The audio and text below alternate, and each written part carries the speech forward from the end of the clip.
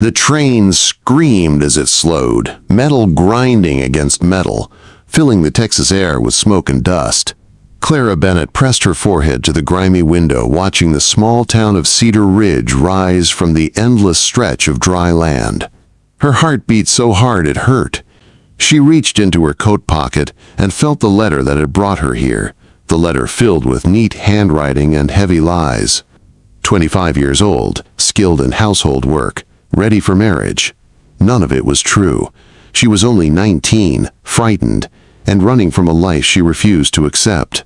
When the train jerked to its final stop, Clara grabbed her worn carpet bag. Everything she owned fit inside it. The August heat blasted her as she stepped onto the platform, so different from the thick Louisiana air she'd left behind. This heat was sharp and dry, carrying the scent of cattle, dust, and a promise of storms that never came.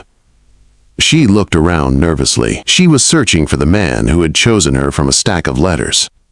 Jedodiah Brooks. His messages had been brief. His handwriting firm. A widower, age 42. Ranch owner, seeking a steady companion. Clara tried to steady her breathing. Her lies sat heavy on her chest.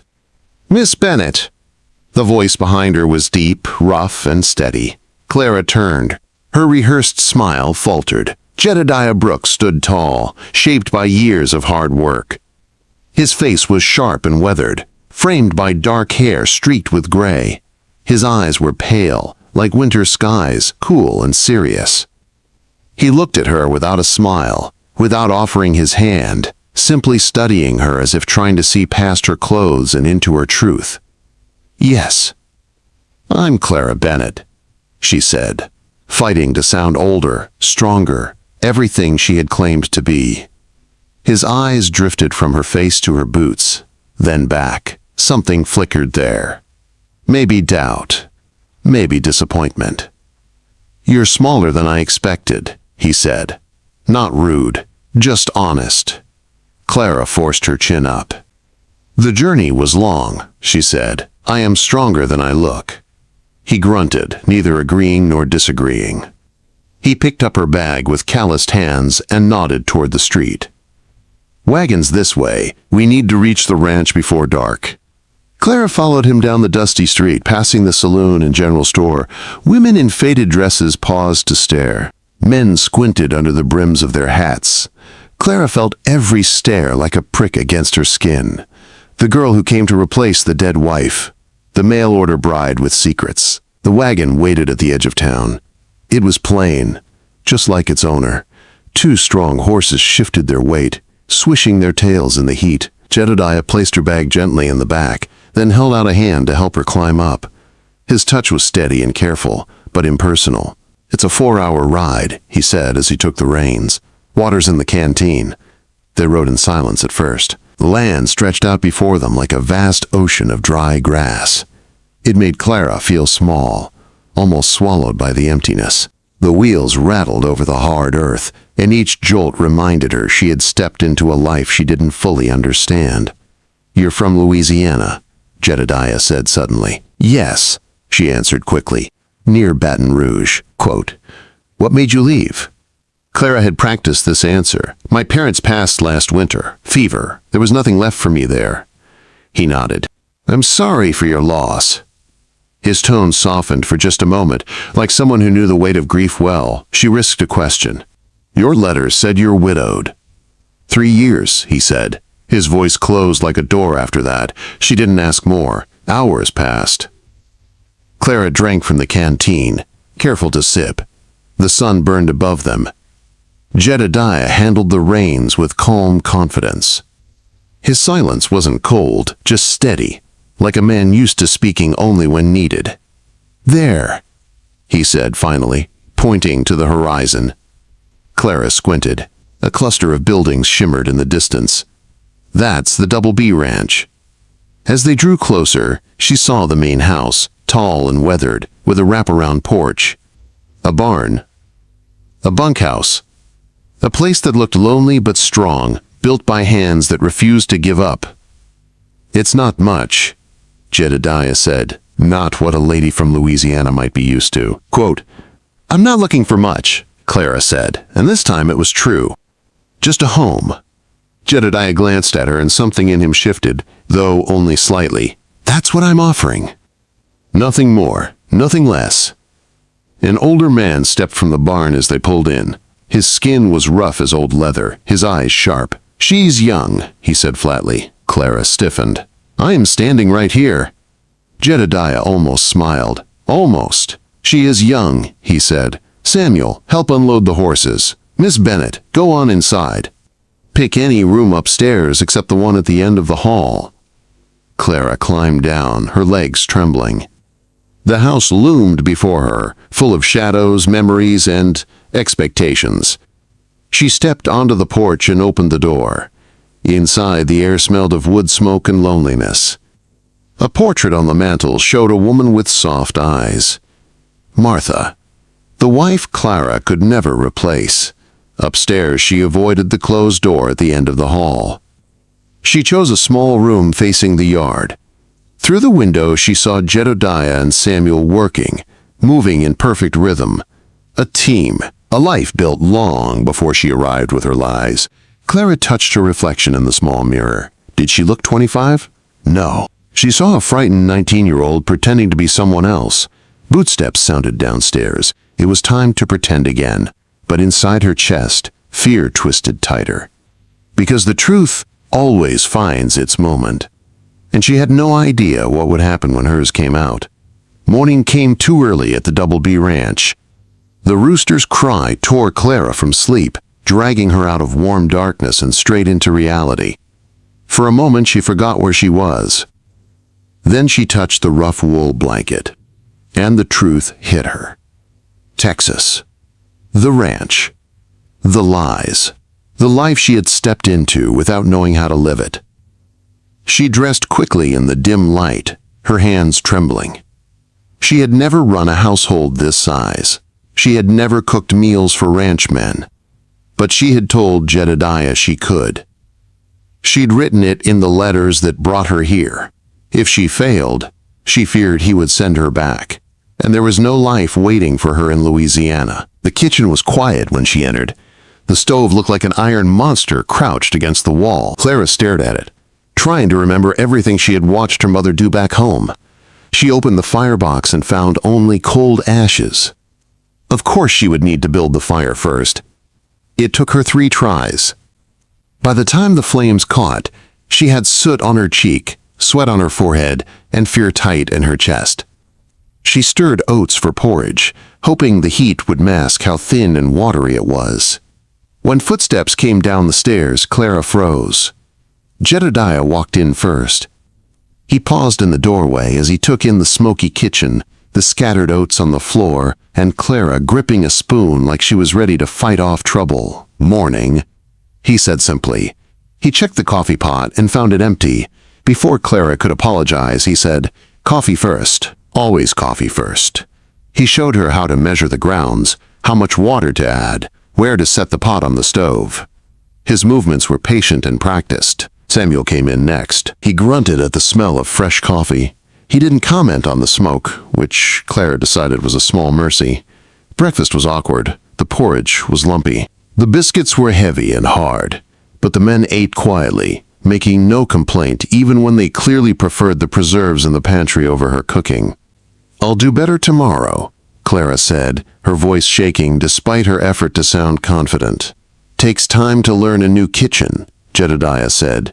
His tone was calm, steady. Martha burned everything the first month. The name hit the air like a memory dropping into the room. Clara saw Samuel stiffen. Jedodiah's hand stilled for just a moment. Clara lowered her eyes. She could not compete with a ghost. After breakfast, the men headed out to the barns, leaving Clara alone with a kitchen full of dishes and doubt. She washed plates in cold water hauled in from the pump. She swept the floor, wiped the counters, and tried to convince herself she could grow into the woman she'd pretended to be. By midday, she had a stew simmering. She was peeling potatoes when Samuel appeared in the doorway. "You're holding the knife wrong," he said. Clara frowned at him. "Then show me." He stepped inside, took the knife gently from her hand, and demonstrated how to guide the blade, how to let the weight do the work. His manner was rough, but not unkind. "Martha had to learn too," he muttered. "Didn't know a potato from a rock when she came out here." "Was she a good cook?" Clara asked quietly. "Eventually," Samuel said with a slow nod. "Best biscuits in 3 counties." His voice softened for just a moment. Then he handed the knife back and walked out. The rest of the day stretched long. Clara cleaned the parlor and felt Martha everywhere, in the flower boxes, in the curtains, in the empty spaces where memories still lingered. She tried to make supper better than breakfast. The stew was decent. The cornbread was at least edible. She carried dishes to the table with steady hands. Jedodiah looked tired from work, his face lined by sun and long hours, but his eyes softened when he tasted the stew. "Not bad," he said, which felt like praise. After supper, she washed dishes alone. Through the window, she saw Jedodiah and Samuel smoking on the porch, talking in low voices. Their companionship was easy, natural. Clara felt like an outsider watching them through glass. When night fell, Clara moved through the house by lamplight. Every sound felt too loud in the quiet. She was heading upstairs when she heard her name. "Clara!" Jedodiah stood in the study doorway, a ledger in his hands. "You can read, right?" "Yes," she said, grateful for something she could actually do. "Good. Martha helped me with the books. I could use another pair of eyes." She stepped into the study. The room smelled of ink and tobacco. He opened the ledger to show her neat rows of numbers, cattle counts, expenses, profits. "Think you can learn this?" he asked. "I can," she said, more confidently than she felt. He studied her for a moment. His gaze was steady, not harsh, but searching. "You worked hard today," he said. "That matters more than perfect biscuits." Quote, Clara swallowed the knot rising in her throat. His kindness was harder to bear than anger. "Thank you," she whispered. "Get some rest," he said. "Tomorrow starts early." Upstairs in her room, Clara unbuttoned her worn dress and saw the red marks forming on her hands from the day's work. Through the window, she saw light in the barn where Jedodiah was checking the animals. He was a good man. Better than he knew. Better than she deserved. She lay in bed and stared at the ceiling, unable to sleep. How long could she keep the truth hidden? How long before her lies caught up to her? The ranch groaned in the night wind, the walls settling like old bones. Clara closed her eyes and held her breath. Tomorrow she would try again. Because this house, this land, this quiet man, they might become her home, if her secrets didn't destroy everything first.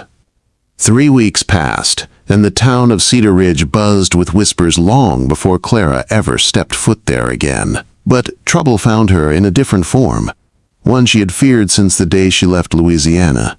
A letter. Samuel brought it in with the morning mail, setting it on the table with a curious look. The handwriting punched the breath from Clara's lungs. Mrs. Whitmore. Her mother's friend. Her last connection to home. Clara tucked the letter into her apron and read it only when she was alone. And the moment her eyes reached the inked words, her world cracked open. "Robert Colson is looking for you. He is asking questions. I worry your new intended does not know your true age. You must be honest, my dear girl." Clara's hands shook. She burned the letter immediately. But she couldn't burn the truth it carried. For days the fear clung to her like dust. She flinched at every sound. She struggled to focus on chores. Jedodiah noticed. Samuel noticed. Even the chickens sensed something was off. The ranch was changing her. She could feel it. She could ride a horse now without trembling. She could gather eggs without crying for mercy. She could cook a meal without burning something beyond recognition. She was building a life here. A real one, but lies were fragile foundations, and hers were starting to crack. The breaking point came by the creek. They had ridden out together to check the fence. The air was crisp, the sky bright. For a moment, Clara felt light again. But when they stopped to rest beside the creek, Jedodiah spoke. "The preacher comes next week," he said. "Seems a good time to talk about the wedding." Her whole body froze. The truth was too heavy to hold back anymore. It tore through her chest before she could stop it. "I can't," she said. Jedodiah stiffened. "You can't marry me? I can't keep lying to you." Everything spilled out. The truth about her age, her real fear, the drunkard Robert Coulson chasing after her, the desperation that drove her to write lies on paper and hope someone far away might believe them. She expected anger. She braced for it. But Jedodiah said nothing. He walked to the water's edge and stared at the rippling surface. When he finally spoke, his voice was low and steady. "I hate lies," he said. "I've been burned by them before." Clara's heart sank. "Then you won't forgive me." Quote, "I didn't say that." He turned, and to her shock, there was no anger in his eyes, only thought, only truth. "You did what you had to do to survive," he said. "You were alone, scared. I can't blame you for that, but I needed to hear it from your own mouth." Clara wiped her tears. "I'll leave. You don't have to send me. I'll go myself." "No," he said firmly. "Not tonight. Not until we think this through, both of us." The ride home was quiet, heavy. Clara barely slept that night, waiting for the sound of footsteps coming to tell her to pack her things. But morning came, and she was still in her room. And Jedodiah was gone, out early thinking. 3 days passed. Hard days. Long days. Days filled with fence building, wire pulling, ledger work, chores that tested Clara until her hands bled. She refused to stop. If she had only these few days left, she would prove what kind of woman she truly was. She cooked meals. She learned ranch work that Martha once did. She faced down cruel stares in town, women whispering that a man like Jedodiah shouldn't marry a girl like her. But she held her head high, because she wanted the life she was building here more than she feared gossip. On the third night, Jedodiah guided her to a bench on a rise behind the house. The whole valley stretched out before them, golden under the setting sun. "Time's up, Clara," he said gently. "What do you choose?" She didn't hesitate. "This life, this ranch, this work, you." Her voice trembled but stayed true. "I choose all of it, not because I'm desperate anymore, but because it feels like home." Silence settled between them. Then he nodded slowly. "Then I choose you too." The preacher arrived the next morning. The ceremony was small, simple, honest. Clara wore her best blue dress. Her hands trembled when she held Jedodiah's. Her heart beat so loudly she thought Samuel might hear it from across the room. When the preacher asked Jedodiah if he took Clara as his wife, he answered in a low, steady voice, "I do." When it was Clara's turn, her voice came out clear. Strong, "I do."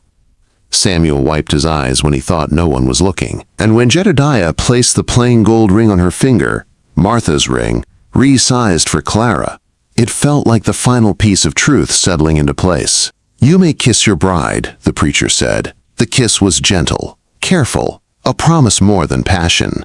"No more lies," Jedodiah whispered. "Ever," Clara promised. That night, the ranch felt different. Not strange, not frightening, just full. Full of possibility, full of new beginnings. Jedodiah gave her a journal, a fresh start on blank pages. "Write your story," he told her. "All of it, the truth." Clara stepped outside onto the porch. The stars blazed across the sky. The wind carried the smell of grass and cattle, and tomorrow. She wasn't 19 pretending to be 25 anymore. She was Clara Brooks, a rancher's wife. A woman building a life with her own hands. A woman chosen not for her lies but for her courage. Love had not counted years. It had counted truth, work, and the strength to begin again. And for the first time, Clara felt she truly belonged.